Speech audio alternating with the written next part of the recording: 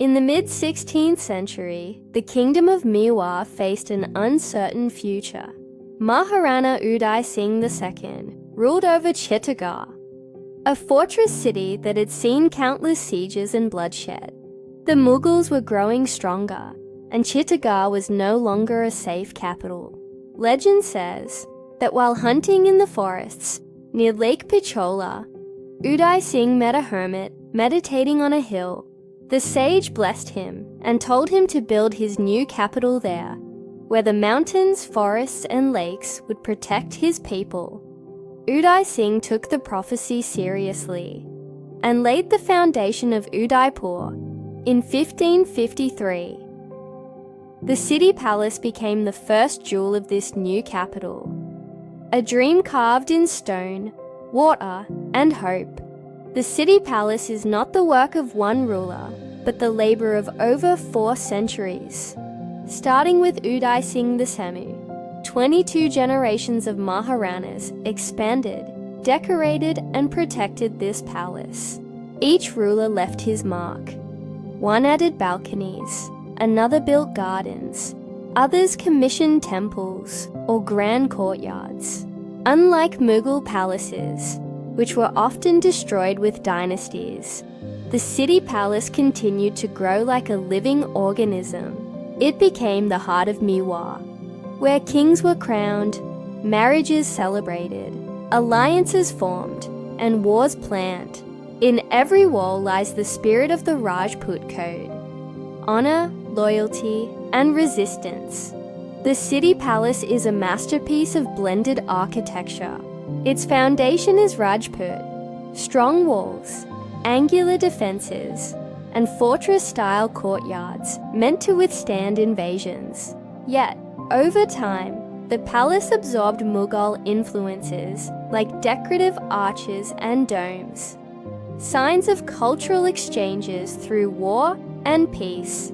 Later, during colonial times, European touches entered: stained glass windows, chandeliers, and fountains. The palace is built mainly of granite and marble, with artistic use of silver, crystal, and colored glass. Instead of being a clash of styles, the city palace became a harmony of civilizations. Rajput courage, Mughal grandeur, and European elegance, all under one roof. When people say city palace, they imagine one building. But in truth, it is a complex of several palaces within one great wall. Zenana Mahal, Queen's Palace, was the private world of royal women, filled with delicate carvings and quiet courtyards. Mor Chowk, Peacock Courtyard, dazzles with its stunning glass mosaics of peacocks, symbolizing love and prosperity.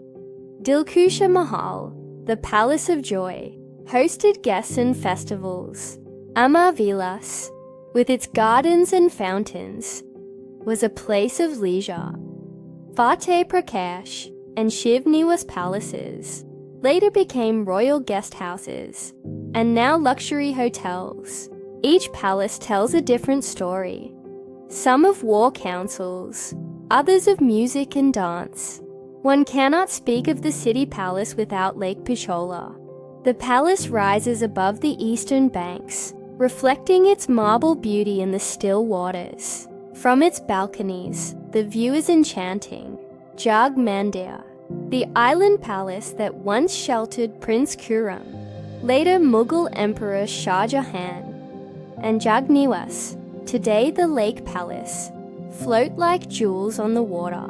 The lake was not only for beauty, it provided protection, fresh water, and trade routes. During sunsets, when the Aravalli Hills glow orange and the palace shines gold in the lake's mirror, Udaipur becomes a city of dreams, a Venice of the East. The walls of the city palace are soaked with tales of war and courage. Mewar was the only Rajput kingdom that never fully bowed to the Mughals.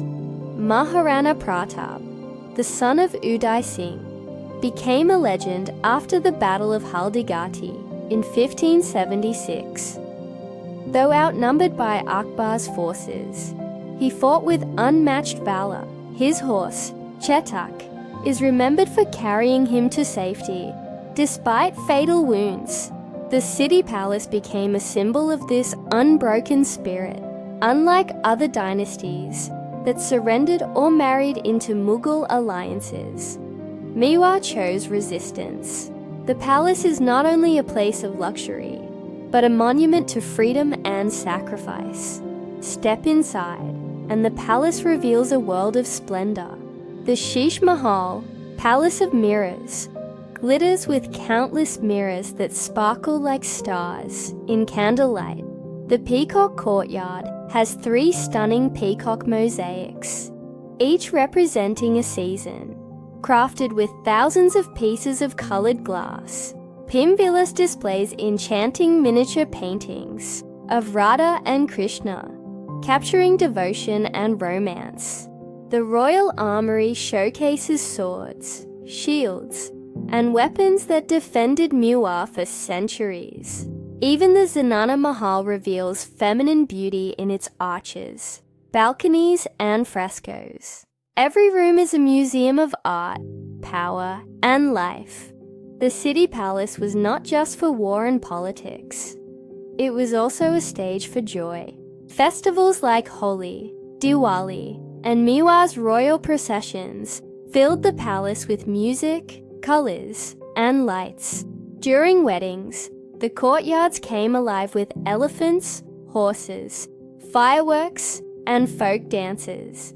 Foreign travelers wrote in awe about the grandeur of these celebrations, describing Udaipur as a fairy tale city. Even today, festivals at the palace keep these traditions alive. The palace is not frozen in time. It continues to beat with the heart of Rajasthan's living culture. After India's independence in 1947, the princely states merged into the Republic. The Mewar rulers lost political power, but they found new ways to preserve their legacy. Parts of the city palace were converted into museums, displaying costumes, jewelry, manuscripts, and paintings of the dynasty. Other wings became heritage hotels, like the Shiv Niwas and Fateh Prakash palaces. Yet, the royal family still resides in a section of the palace, making it a rare site where history and present coexist. Visitors today don't just see ruins, they witness a living tradition still breathing within ancient walls. Today, the City Palace of Udaipur is more than a tourist attraction. It is a World Heritage gem, drawing millions who come to admire its beauty, history, and romance. It has been featured in Hollywood films like Octopussy and in countless Bollywood productions, carrying its legend across the globe. More than that, it is a symbol of resilience, a reminder that even in times of war and hardship, art and culture can flourish. Standing above Lake Pichola, the palace whispers the same story it has for 500 years.